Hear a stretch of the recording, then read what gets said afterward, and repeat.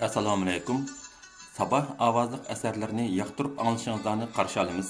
Bugun anglaydiganlar Shinjang yoshlar o'smirlar nashriyati 1996 yil 7-oyda birinchi qitim nashr qilgan tarixiy aslima Manas daryosidan qaytish. Avtori Savdanov Zohir. 5-bob. Yalsxay o'rmonligidan yutkilish. Davomi. Til tutish. Urush mezgillarida dushmanning biror ofitser yoki askarni tirik tutib kelish til tutish deb ataladi. Shu tutilgan dushman odamidan dushmanning ichki ahvolini, planini bilish maqsad qilinadi. Manas daryosi ko'rikida ikki taraf tirikishib turayotgachqa askar chekindirish boshlanmagan. Manas daryosi tabiiy holda har ikki tarafning harbiy mudofaa chegarasi bo'lib belgilangan edi.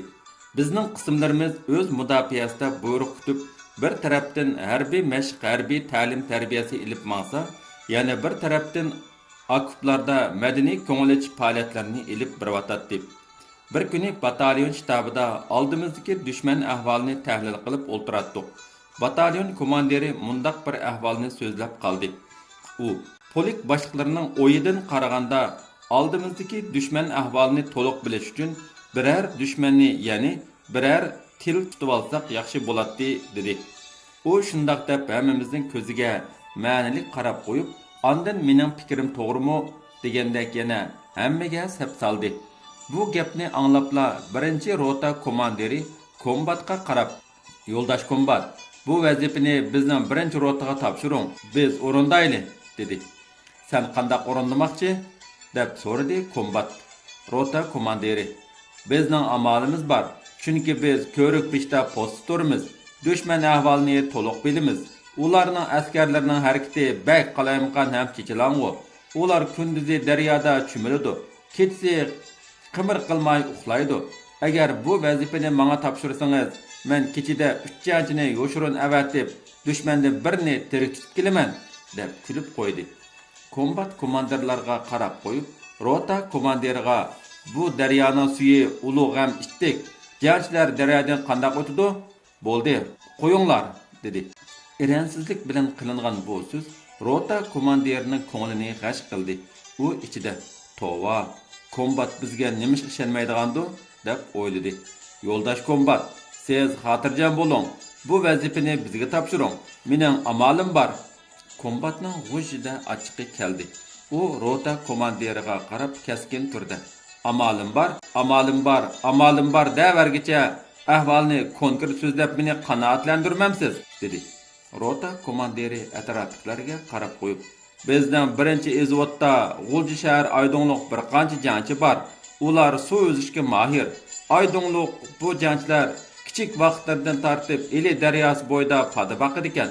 Ular daryodan o'tganda kalaning quyruqiga esilib o'tadi ekan. Ular kichkidilla daryodan to'la o'tgachga suv o'zishga usta bo'lib ketgan ekan. Meningcha shu jangchilarni kechida u tarafga o'tkazib, til tutib kelalaymiz." Kombat birdan sukutda turgandan keyin qo'l yog'liqi bilan yuz va bo'yinlardagi tarni ertdi. Ondan "Mundaq cho'ng ishni polikqa ma'lum qilay. Agar ular ma'qul ko'rsa, men senga telefon berman. Agar telefon bermasam, yuqori rahbarlik ruxsat qilmabdi deb bilsang bo'ladi" dedi. Kombat polik shtabiga kelib, menga bu taklifni berdi. Men Ma'zamxon va Hashim akam bilan maslahat qilib, ularning fikriga qo'shildim. Rota telefoni tuyuqsiz jiranglab ketdi. Sivas telefonni ilib, "Sizni kombat chaqirdi" deb rota komandiriga ma'lum qildi. Rota komandiri xuddi kichik bolalardek ikki sakrabla telefonni qo'liga oldi. U intayin hayajonlanib ketgan edi. Telefondan kombatning "Sizning planingga polik boshliqlari qo'shildi. Ham bu vazifani telefon bo'yicha senga topshirdi. Nihoyatda ehtiyot qilinglar. Dushman tuyib qilib bizning jangchilarni asirga ketmasin. Tanlagan jangchilaring suv o'zishga, bosh cho'kirishga mahir, o'zi hushyor, chaqqon bo'lsin. Ang vaqtlik qiladigan bo'lsa ishni buzib qo'ydi" degan yo'l yo'riqi anglandi. Rota komandiri keskin ovoz bilan "Xo'p" dedi-da, telefonni qo'yib birinchi ezvot komandirini chaqirdi. "Ezvotingda G'ulji Aydonliq jangchilar bor edi-ku. Ular qanday qiraq jangchilar?" deb so'radi. Ezvot komandiri derhal javob berib, Ular ishonchlik, dedi. Rota komandiri qo'lini kayniga tutib, u yoqdan bu yoqqa bir necha qatim meng'ayotgandan keyin Izvod komandirining oldida to'xtadi va uningga ma'nilik qarab turib, bizga bir vazifa bor. U bo'lsa til tutish. Buning uchun suv uzishni bildigan, qovul, chaqqan jangchilar bo'lishi kerak. Chunki Manas daryosining suvi tez oqidi. Hozir kun issiq bo'lg'achqa suv ko'p. Chaqqanroq jangchilar bo'lmasa suvdan yo'shirin uzib o'tolmaydi, dedi. Izvod komandiri Izvodga qaytib kelgandan keyin heliqi aydonliq 3 jangchini chaqirib kirdi. Ular Ibrohimjon, Yaqub, Nurullam edi. Ular Izvod komandiriga hurmat salamini bergandan keyin buyruqingiz bo'yicha keldik, deb doklad qilishdi. Komandir Izvod o'ltirishga ijozat berdi va qo'lini kayniga tutgan holda oldiga kelib, sizlar so'zlashni bilamsizlar, deb so'radi. Bilamiz, dedi ular birde. Manas daryosini uzib o'talamsizlar? O'timiz, kom Izvod. Gapinglarga qaraganda sizlar Ili daryosida suv uzib boqqansizlar. Lekin Ili daryosi cho'ng bo'lgan bilan asta oqidi. Manas daryosi kichik bo'lgan bilan nihoyat tez oqidi. Daryo eqini o'xshash emas. Kom Izvod shundaq deyishga bir jangchi so'zlashga ijozat olib, Ili daryo suyining usti osti bo'lgan bilan osti tez oqidi. Baribir o'xshash, dedi. Boshqalarmi shundaq deyishdi. Undaq bo'lsa, qani daryodan o'tish planinglarni so'zlab beqinglar. Uch jangchi bir-biriga qarashdi. Bularning ichida Ibrohimjonning yeshi cho'ngroq bo'lib, boshqalarning hurmatiga sazovor shabdas yigit edi. Ibrohimjon kom Izvodning ko'ziga qarab, Manas daryosining suvi janubda shimolga qarab oqqachqa, yarim kechida ko'rik beshidan 150-200 metr yuqoridan suvga sakraymizda qiypash o'zib oxiri ko'rik udulidan chiqamiz, dedi. Kom Izvod Ibrohimjonning so'zini toza zan qo'yib angladi-da, bu usulinglar bo'ladi ekan. Daryoga tushganda bir-biringlardan ayrilib qolmanglar. Dushman tarafdagi qirg'oqqa chiqqanda biringlar oldiga berib, qolgan ikkinglar oldingisini qo'g'danglar. Agar dushman sizib qolsa, chaqqonlik bilan o'zinglarni daryoga etib, tuvan tarafdagi bizning 4-post oldidan chiqinglar. Men 4-postni uqtirib qo'yman. Ammo bu vazifani hech kimga aytmanglar. Maxfiy tutinglar. Xo'sh, sizlarga utuq tilayman, dedi. U jangchilar bilan qo'l ilishib xo'shlashdi. Bu jangchi bir yerga berib plan tuzishdi. Ibrohimjon, o'zimiz bilan birdan avtomat, yetarlik o'q, tana ham ozroq jobo ilib olamiz, dedi o'z hamrohlariga. Kecha jimjit ham tun qorong'u edi. Kechki mashqdan qattiq charchagan jangchilar allaqachon shirin uyquga ketgan edi. Birinchi Izvoddagi bu uch jangchi boshqalarga sezdirmay bir-birlab o'rnidan turdi va kiyimlarini kiyib ko'rik beshiga qarab ketishdi. Bu chog'da vaqt dal yarim kechadan o'tgan bo'lib, jangchilar un-tinsiz ketib boradi. To'satdilar. Ibrohim aka, dedi Yaqub qo'rqimsirab. Yaqub amdila 20 yoshga kirgan qora qumchoq, bo'yi egizrak, burunlari qansharliq, qosh ko'zlari to'kilib turgan kelishgan yigit edi. Ibrohimjon hayronlik bilan to'xtadi. Tun qorong'u bo'lg'achqa Yaqubning ruhiy holatini qilib bo'lmaydi. Yaqubning Ibrohimjonni tutgan qo'llari titrab tatdi. Ibrohimjonning yuragi qartidi qildi. Yaqub nimadan qo'rqayotgandi? Yaqub bir parcha tumarcha qatlangan xatni Ibrohimjonning qo'liga tutqizdi. Aka, men amdi 20 yoshga kirdim. Qiri og'riqchan dadam bor. Anam haqlardan ishni qilib berib jan baqatdiq. Men pat biqib topgan pulimni uyga xajlab og'riqchan dadamning qiyinchiligimi bilinmaydi. Biz hozir jonni qo'lga olib ketib boramiz. Agar men qaytib kelolmay qolsam, bu xatni kiyim-kechkim bilan qo'shib, menga talmurib qolgan ota-onamga topshirib berarsiz. Men ularga o'zimning bir o'g'illik qarzimni ado qila olmadim. Ular mendan rozi bo'lsin, dedi. Ko'ngli buzildimi, birdan jim bo'lib qoldi. Ibrohimjon darhol tushundi. Rost, urush bo'ladigan odam o'ladi. Albatta uni o'ylab qo'ymasmi bo'lmaydi. U darhol o'zini tutib, "Ahmoq, yur ketdik.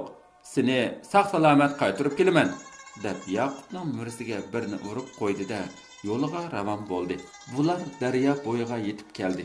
O'zlari kunduzi ko'rib qo'ygan joydan, ya'ni ko'rikning janubidan 200 metr nariroqda o'zlarini suvga otdi. Ular qiypash o'zib ketyotdi. Su nayeti soğuk hem nayeti tiz aqatdi. Ular dal özleri mölçerligen yerden 10-15 metr tüvenrek jaydan düşmanlar bar qırğaqqa sağ salamet çıkıştı. Etraf jimjit. Keçinin bu jimjitligini faqat daryo suyunun sharqirgan ovozla buzib turatdi. Bular asta daryo bo'yini yaqilab, buzilgan ko'rik ostiga keldi. İbrahimjon, "Men ustiga chiqay, sizlar meni qo'g'danglar", dedi. U ko'rikning beshiq salgan düşman potiga chiqiblar, yaqinlab kelib, beshini yerga qo'yib tinchab baqdi. Potaydagi postning qattiq uxlayotgan xo'rak ovozi anglandi. İbrahimjon chaqqanlik bilan potayga chiqib, uxlayotgan postning gilini bo'g'ib, jo'boda og'zini chapladi. Iliqi düşman untin chiqarolmay qoldi. U uni ko'tarib tövanga tushdi. Tövanda turgan ikki jangchi darhol yordamga kelib, düşmanning qo'lini orqasiga qayirib bog'ladi. Uchi düşmanni so'rab suvga sakrashdida tutgan tilni ilib 4-postning yenidan chiqishdi. 4-postda saqlab turganlar darhol yugurib kelishib, ularni daryo qirg'idan tartib chiqarib oldi va ahvolni darhol komandir batalyonga xabar qildi. Bu chaqda tang amdila yurishga boshlagan edi. Kombat bu xabarni anglab, birinchi rotaga yetib kelib, düşman askarining qo'llarini yeshib, issiq choy berdi. U oldida qarshilik qilib, choy ichishga unimidi. Bir ozdan keyin yavaşlab issiq choyni ichdi. Tangmu atdi. U uyoq bu yoqqa ansiz qarab qo'yatdi. Bakmu qo'rqib ketganlikdan chiroyida qon qolmagan edi. Kombat jangchilarga, "Buni obdan tamoqlandiringlar, urmanglar, qo'rqitmanglar", dedi-de, gamidan chiqib ketdi. U bu ishni darhol polik boshliqlariga ma'lum qildi. Polik razvet bo'limidan odam avatdi. So'roq qilishga kirib kelganda, iliqi düşman askari aloqzodi bo'lib ketdi. Kombat, "Buning tilini kim biladi?" dedi Komrotaga qarab. Komrota, "Bizning ezotdagi Momoza degan tungan jangchi biladi", dedi. "Chaqiringlar", dedi surlik qiyofatda. Kombat buyruq qilib Momozining Uyg'urcha ismi Musa bo'lib, bu Xuyzo jangchi edi. Gamiga Musa kirib keldi. Kombat so'roqni boshladi. "Etang nima?" Düşman askari "Vango" deb javob berdi. "Sen qayerlik?" "Gansuliq." "Qachon askar bo'lgan?" "Men o'z ixtiyorim bilan askar bo'lmagan. Meni majburiy askarlikka tutib kelgan." "Bu yerga Manas bo'yiga qachon kelding?" 1945-yil 8-oylarda. "Sen qaysi qismning askari?" "Yangi 2-jun Selambosi bevosita qismlardan." "Konkret qaysi qismdan?" "Aloqachilardan." Kombat, "Sen bizga Manas bo'yidagi askarlarning qism va nomlarini aytib bera olamsan?" deb so'ragan edi. Hiliqi chirik turib ketib, "Azroq bilaman, bilganimni aytib beray. Sizlar meni o'ltirmasanglar", deb tizlanib o'ltirib yig'lashga boshladi. "Bizning siyosatimiz asirlarga kengchilik qilish. Sen ahvolni bizga qoldirmay to'liq aytib bersang, biz seni o'ltirmaymiz. Sen qayerga borman desang, shu yerga avatimiz", dedi. Chirik bu gapni anglab kombatga tengirqab qarab qoldi. Tarjimon qayta tushundirgandan keyin kombatning putiga yiqilib yig'lab ketdi. Bir ozdan keyin chirik beshini yerdan ko'tarib, yosh yo'qi ko'zi bilan atrofga yana bir sapsilib qarayotgandan keyin "Menday" deb so'zini boshladi.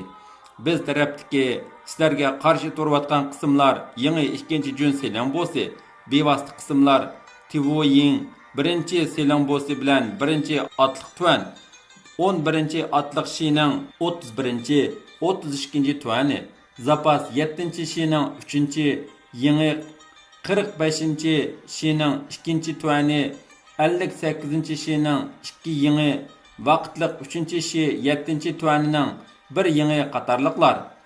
Bu chirik rost gap qilyapti yoki qarsiga bir nimlarni deb bizni qo'ldirildi? Kombat chiroyiga surlik tus berib so'roqni davomlashtirdi. "Sizlarning bu duyanglardagi askarlar nima o'ylaydi?" Chirik kombatga yerning tegidan bir qarab qo'ydi-da, ondan yana so'zlashga boshladi. "Bizning askarlar urush bo'lishdan qo'rqadi. Kunda qimar o'ynaydi, aroq ichib mast bo'lishib oldi. Boshliqlar azroq kamchilik o'tkazib qo'ygan askarlarni esib qo'yib urdi. Askarlar bak bizar bo'lyotdi", dedi. Kombat, "Bu asarni polik razvet bo'limiga topshirib beringlar. Ular qandoq bir taraf qiladi? Boshliqlar o'zlari bir taraf qilsin", dedi izvodga qarab. Bugungi so'roqning ahvolini ratlab beringlar. Buningga qo'shib til tutgan 3 nafar jangchini taqdirlash haqidagi dokladni tayyorlanglar. Polikqa doklad qilamiz. U shundoq dedi-da, shapkasini qo'lida tutganicha zimlankidan chiqib ketdi. 1946 yil 6-oyning oxirlari edi. Kun intayin issiq. Ataganlik choydan keyinla qismlarga yig'in barliqi uqtirildi. Tuyuqsiz uqtirishdan hammamiz hang-tang bo'lib qoldik. Jangchilar jiddiy uqtirish kelibdi deb o'zaro kusurlashib yuratdi. Barliq kadrlar yig'in zaliga kirishdi. Yig'inga Shixanza atrofidagi barliq qismlarning komandirlari kelganda zal bir turlik tus olgan. Shu arada Milliy armiya qo'mondonlik shtab organidan kelgan kishi salmoq qadamlar bilan kirib keldi. Hammamiz o'rindan turib hurmat salomini berdik. O'ltirishga ruxsat qilindi. Zalning ichida chivin uchsimi anglangudek shu qadar jimjitlik hukm surayotdi. Boshliqmi bizga javob salomini bergandan keyin yo'ldoshlarga udul qarab so'zini boshladi. Yo'ldoshlar, men hozir sizlarga yuqori qo'mondonlikdan kelgan uqtirishni yetkazman. Yo'ldoshlar, hozir xalqaro vaziyatda va yana Jungo vaziyatida cho'ng burilish bo'lmoqda. 1945-yili 8-9 oylargacha dunyo miqyosidagi fashizmga qarshi kurash hal qilg'uch g'alabaga erishdi. Butun Jungoda Yapon bosqinchilariga qarshi urushmo uzil kesel g'alabaga erishdi. Mushundaq ichki tashqi vaziyatning ta'siri orqasida hammanglarga ma'lum bo'lganidek 3 viloyat milliy armiyasimi Shixu, Jing, Savan, Manas daryosining g'arbiy qirg'oqini ishg'ol qilib, dushmanga dal-mudal taqobil turib, Urumchiga tahdid silayotgan vaziyatda Gomindan doiralari qurolli kuch bilan 3 viloyat inqilobiy o'tini o'chirish, milliy armiyani yo'qotish mumkin emasligini ko'rib, Xinjiang masalasini tinch yo'l bilan hal qilishni xohlaydiganligini bildirdi. 3 viloyat tarafmo Xinjiangda qurolli to'qinishni to'xtatishni xohlaydiganligini va Xinjiang masalasini tinch yo'l bilan hal qilish orzusini bildirdi. 3 viloyat taraf xilib burunla maxfiy holda Obul Xayri To'ra, Rahimjon Sabir Hoji, Ahmadjon Qosimi qatorliq 3 kishini o'zlarining suhbat vakili qilib Urumchiga avatgan edi. Bizning vakillarimiz Gomindan markazining vakili bilan nurg'un qitim murakkab kaskin kurashlarni ilib berib, 1946-yil 1-oyning 2-kuni ikki taraf qurolli to'qinishni to'xtatish, Xinjiang masalasini tinch yo'l bilan hal qilish to'g'risida 11 moddalik tinchlik bitim kelishimiga kelgan bo'lsa-mu, lekin 11 moddaning 2-chi qo'shimcha hujjati milliy armiyaning tashkiliga munosabatlik bo'lganlikdan ikki tarafda zo'r ixtilof yuz bergachga suhbat bir mezgil uzilib qolgan edi.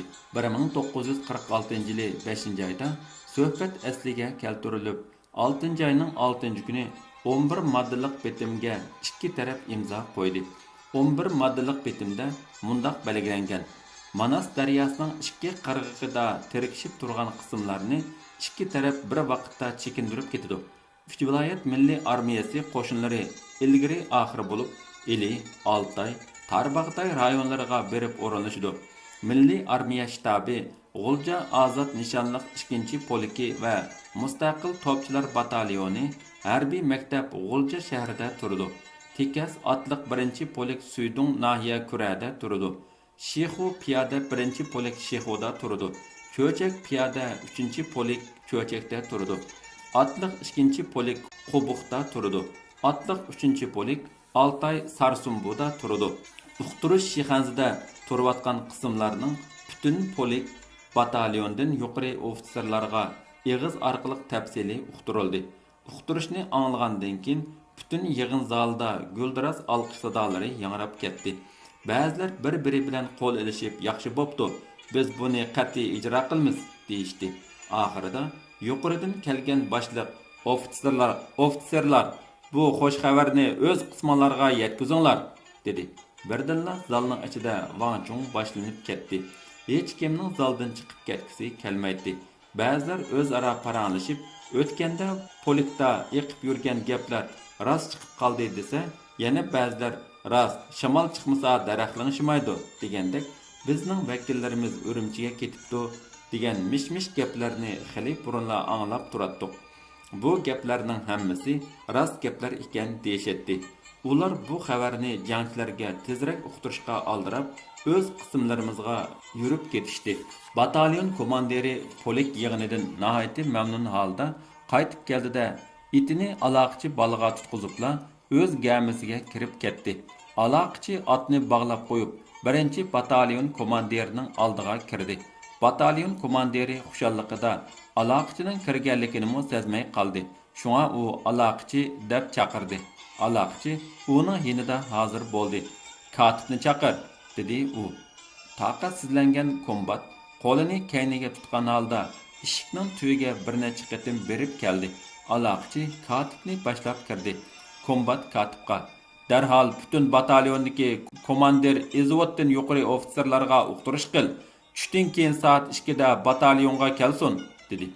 Katib darhol telefon trubkasini qo'lga olib, har bir rotalarga komandir izvoddan yuqori ofitserlarning soat 2 da batalyonga yig'ilishini uqtirdi. Shu bir vaqtida boshqa 2-chi, 3-chi batalyonlardimi o'z tabasidagi ofitserlarning o'z batalyonlariga yig'ilishi uqtirildi. Tushdan keyin dal vaqtida ofitserlarning hammasi batalyon majlisxonasiga yig'ildi. Daim qapqini turib, surlik yuradigan bu odam nima uchundir bugun intayin xushxo'y edi. Og'aynilar, men hozir sizlarga xush xabar yetkazaman. Bizning vakillarimiz Gomindan doiralari bilan suhbat qilib, ikki taraf urush to'xtatib, Xinjiang masalasini tinch yo'l bilan hal qiladigan 11 bitimga qo'l qo'yibdi. Bizning qismimiz pat arada Manas daryosi bo'yidan chekinib, G'o'lja qarab yo'lga chiqadi. U shundoq deyishi bilan yig'in zalida guldiraz olqish sadolari yangrab ketdi. Kishilar hayajonini bosolmay qilvatadi. Birdilla zaldagi tartib buzilib, ba'zilari bir-biri bilan quchoqlashib, qo'l ilishib, ba'zilari shapkalarini osmonga etib, ba'zisi bir-birining mursiga urib, orqa-orqadan hurra to'lashdi. Kombatmu hayajonini bosolmay hurra deb varqirab ketganini o'zimi sezmay qoldi. Birdamdan keyin esiga kelib, "Yo'ldoshlar, diqqat, tinchlaninglar!" deb unlik to'lidi. Zalda jimjitlik hukm surgan bo'lsa-mu, ancha-muncha kusurlashlar bor edi. Kombat yana o'zining surlik qiyofatiga qaytib, zalning ichi jimidi. "Qarindoshlar, biz hammamiz urush qildik, qon to'kdik. Nurg'un yo'ldoshlarımızdan ayrıldık. Agar ular bugungi bu xabarni anglagan bo'lsa, qanchalik xushal bo'lgan bo'ladi. Biz qaytgandan keyin qismimizda qurbon bo'lgan yo'ldoshlarımızning ayni tabobatlarini yo'qlab hol so'rashimiz kerak. Yo'ldoshlar, endi bizning qilgan ishimiz rotalardagi jangchilarga bu xush xabarni yetkazish. Oilalarga xat yozinglar. Balkim bu xabarni ular gazetlardan anglagandir. Ammo sizlarning qachon qaytadiganinglarni uqmaydi. Endi sizlar tayyorliqlarni puxtishlab, yo'lga chiqish buyrug'ini kutinglar. Qachon yo'lga chiqamiz? Yo'lga chiqish oldida qanday tayyorlik ishlarini qilamiz? Bu haqda polkning uqtirishini kutinglar. Polkning uqtirishini olgandan keyin ondan sizlarga tafsiliy uqtirish qilaman. Hozir qaytib rotalarga, jangchilarga bu xush xabarni yetkazinglar, deb so'zini tugatdi kombat. Ofitserlar xushal bo'lishib o'z rotalarga qaytishdi. Ular qaytib borgandan keyin har qaysi rotalarda yig'in ichib, bu xush xabarni jangchilarga yetkazdi. Jangchilarmu hurra to'lab shapkalarini osmonga etishib, bir-birini quchoqlab qin-qiniga patmay sakrashdi. Majlis oyoqlashgandan keyin hammasi o'zining gamilariga kirishib ketishdi. Birdinla jangchilarning turmushida o'zgarish bo'layotdi. Bular u yer bu yerga to'plashib, o'zaro parang qilishadi, qaqoqlab kulishadi, chaqchaq qilishadi. Har kim nima ish qilishni bilolmay qilyotadi. O'z xushalligini ota-onalarga, yaru birodarlarga qanday qilib yetkazishni o'ylashadi. Ular tushlik tomoqlarini yeyishib, amdi aram elish uchun o'z gamilariga kirib ketishdi.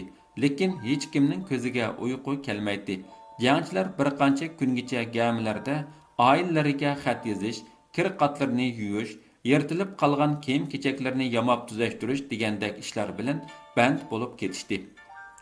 Qarayag'och ostidagi oq chidir. 7-oyning boshlari. Havo bakmo issiq edi. Bu issiqqa chidamagan komandir jangchilar gamilarga kirib olib, tayyorlik ishlar bilan band edi. Dal tushda komandir jangchilar gamidan tushlik tomoqqa chiqib, qarayag'och ostiga 2 oq chidir tikilib qolganligini ko'rishdi. Jangchilar buningga hayron bo'lib, bir-biriga qarashdi va uning qanday paydo bo'lib qolganligini bir-biridan so'rashdi. Lekin bu chidirning sirini hech kim bilmaydi.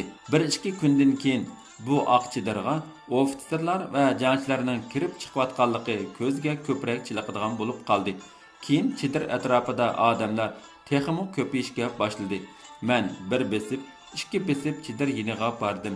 Chidir ichida rus va uyg'urlardan bo'lib, bir necha odam bir narsalarni yozayotdi. Men taniydigan kishilarmi yuriydi. Eng avval Kangsay polik komandiri Leksinni tonidim. Men hayronlik ichida kirib chiqayotgan ofitserlarning biridan nima ish ekanligini so'radim. Bir ofitser turib ketib, "Hurmatli shtab boshlig'i, bular G'o'lja Sovet konsulxonasidan kelibdi. Bular ichida yerlikdan konsulxonada ishlaydigan bir ishki xizmatchimi bor ekan. Ular Sovet grajdani bo'lishni xohlaydiganlarni tizimlab, anket to'shqizayotdi. Grajdanlik pasportini G'o'ljaga borganda Sovet konsulxonasidan beradi ekan", deb javob berdi. Buni anglab bu ishdan intayin hayron bo'lib, bu qandaq ishdi? Yuqoridan Sovet garajdanligiga yozdi, odam bordi degan uqtirish yo'q tursa, Jungo fuqarosini Sovet fuqaroligiga yozib olsa, bu qonunsizlikku deb o'ylab, kechda anket to'ldirganlardan "Sizlar nimani o'ylab shunday qildinglar? Sovet garajdani bo'lmoqchimisizlar? Nima uchun bunday qildinglar?" deb so'ragan edim. Ulardan biri darhol javob berib, "Hurmatli shtab boshlig'i, biz hozir yosh, hamdila 20 necha yoshga kirdik. Hozirchigu urush to'xtab 11 bitimga qo'l qo'yildi. Tinchlik o'rnatildi. Bundan keyin go'mindan zodi o'z va'dasida turamdi yoki turmamdi, buni bir nim degil bo'lmaydi. Agar Sovet garajdani bo'lib qolsak, kelajakda Sovetga chiqib, o'qib, bilim olish orzuimiz bor. Shuningga asqetib qolarmikin degan maqsadda yozlayapmiz", dedi. Men u vaqtda darhol ichimda xili yo'lliq gap, yoshlarning orzusi deb o'yladim. Ba'zilar qo'shimcha qilib, "Biz o'tmishda o'qiy olmagan, endi ko'zimiz ichildi. Sovetda yoshlar uchun bilim yurtlarining ishga ochiq, madaniyat ma'rif taraqqiy qilgan. U yerda yoshlarning istiqboli parlaq. Hozir urush to'xtadi degan bilan bundan keyin bizning istiqbolimizning qanday bo'lganligiga kim kepillik qila oladi?" deyishdi. Men bu gaplarni anglagandan keyin o'ylanib qoldim. Yoshlarning o'qish, bilim olish, texnika o'rganish orzusi yaxshi, lekin buni qanday yo'l bilan hal qilish murakkab masala deb qaytib kelib politikdagi boshliqlarga ahvolni so'zlab berdim. Ularmi bu haqda biror narsa demadi. Shunday qilib, bir mazgil Shexanzda turgan qismlar ichida G'o'ljadagi Sovet konsulxonasidagi bir qancha xizmatchilar va Leskin boshliq 3-4 kishi qonunsiz usul bilan ofitser jangchilar ichidagi Jungo garajdanlarini Sovet garajdanligiga tizimlash ilib bordi. Buni yuqoridan cheklaydigan o'rin bo'lmadi. Yuqori organlar bu haqda hech bir tadbir ko'rmadi. Yiliqi tizimlanib anket to'ldirganlarning ko'pchiligi G'o'ljaga borgandan keyin G'o'ljadagi Sovet konsulxonasidan o'zlarining Sovet garajdanlik pasportini oldi. Avval anket to'ldirib qo'ygan bo'lsa-mu, keyin niyatidan yenib pasport olmaganlarmi bo'ldi. Tuyuqsiz Manas daryosi bo'yida paydo bo'lgan bu sirliq oqchilarning xizmati 10 necha kunda oyoqlashdi. Lekin ba'zilarning xotirasida bu sirliq oqchilarning siri saqlanib qoldi. Lekin bu oqchilarning siri keyin ichildi. Bu sobiq Sovet hukumatining G'o'ljada turishliq konsulining Jungo fuqarolarini Sovet garajdanligiga tizimlash qonunsiz harakati edi, xolos. 1946-yil 7-oyning 5-kuni qo'mondonlik shtabdan chekinish buyrug'i tushdi. Buyruqning mazmuni tuvandagidek edi. 1. G'o'lja ozod nishonliq 2 piyoda polikqa. Sizlarning qism 7-oyning 10-kunidan burun Manas daryosining g'arbiy qirg'iqidan chekinib, G'o'lja shahriga qarab yo'lga chiqsin. 2. Chekinish 2 qadamga bo'lindi.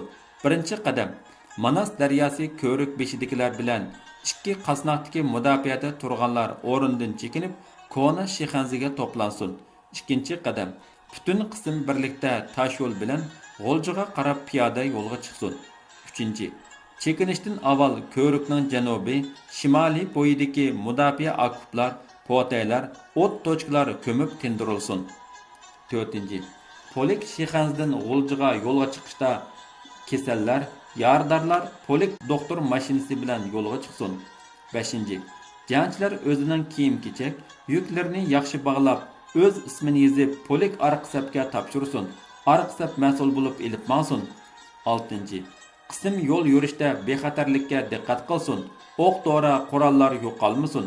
Sizlarning piyoda yo'l yurish yo'linglar Shexanzdan Jingga borgandan keyin Jingning Achal davini orqali To'g'rasu yayliqini besib o'tib, Qaryag'ach mazar va yuqori panjimlar bilan G'ulji shahar Harambog' gazarmasiga tushib o'rinlashsin. Buyruq oxirida 7-oyning 10-kunlari atrofida Gomindan tarafdan va 3 viloyat tarafdan tashkillangan xizmat guruhi har ikki tarafning chekinish ahvolini tekshirdi.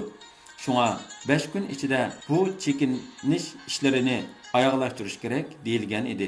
Polik boshliqlari bu chekinish buyruqini topshirib olgandan keyin tizdan butun polik batalyon ofitserlar yig'ini chaqirib, yuqorining buyruqini o'z ayni o'qib yetkazdi.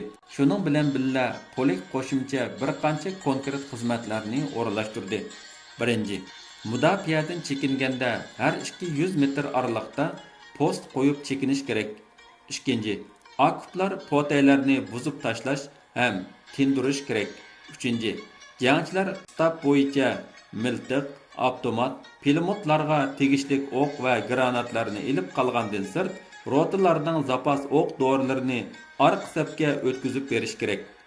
4.